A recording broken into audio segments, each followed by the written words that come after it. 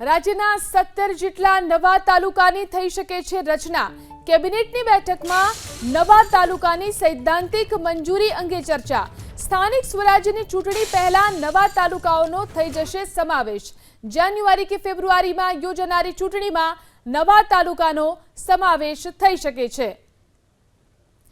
આ વિશે વધુ જાણકારી મેળવી અમારા સંવાદદાતા હિરેન રાજગુરુ આપણી સાથે લાઈવ જોડાયા છે। હિરેન, 17 જેટલા નવા તાલુકાની રચના અંગે કેબિનેટમાં શું ચર્ચા કરવામાં આવી?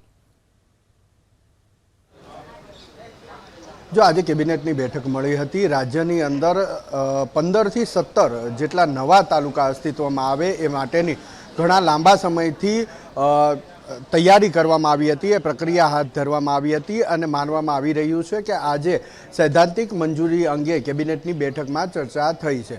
જો કેબિનેટની બેઠકમાં તેને સૈદ્ધાંતિક મંજૂરી મળી છે તો પછી આજે કેબિનેટ બ્રીફિંગમાં સરકારના પ્રવક્તા મંત્રી ઋષિકેશ પટેલ તેની જાહેરાત પણ કરી શકે છે।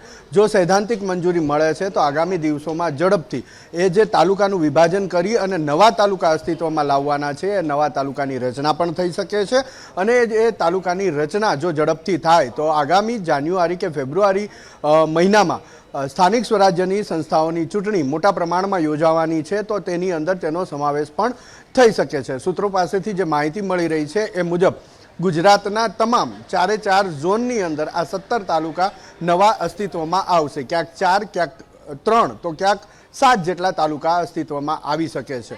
બીજી તરફ જોવા જઈએ તો એક તરફ આ ગ્રામીણ વિસ્તારના વિભાજનની વાત થઈ તો શહેરી વિસ્તારમાં પણ વિભાજન થવાની તૈયારી હાલ કરવામાં આવી રહી છે। કેટલોક ગ્રામીણ વિસ્તાર છે જેને હવે સેમી અર્બન વિસ્તારનો દરજ્જો એટલે કે નગરપાલિકાનો દરજ્જો આપવાની પણ કવાયત સરકાર દ્વારા હાથ ધરવામાં આવી છે। તેની અંદર 12 જેટલી નવી નગરપાલિકાઓ પણ અસ્તિત્વમાં આવી શકે છે। જો કે હાલ નગરપાલિકા અંગેનો કોઈ ચર્ચા કે કોઈ નિર્ણય હજુ સુધી નથી લેવાયો, પરંતુ જ્યાં સુધી ગ્રામીણ વિસ્તારની વાત છે, જિલ્લામાં એક તાલુકાનું વિભાજન કરી અને નવો તાલુકો અસ્તિત્વમાં લાવવાની જે વાત છે એમાં 15 થી 17 જેટલા નવા તાલુકા અસ્તિત્વમાં આવી શકે છે। તે સંદર્ભે આજે ચર્ચા કરવામાં આવી છે અને શક્યતા એ પણ વ્યક્ત કરવામાં આવી છે સૂત્રો દ્વારા કે એને સૈદ્ધાંતિક મંજૂરી આજની કેબિનેટ બેઠકમાં મળી શકે છે।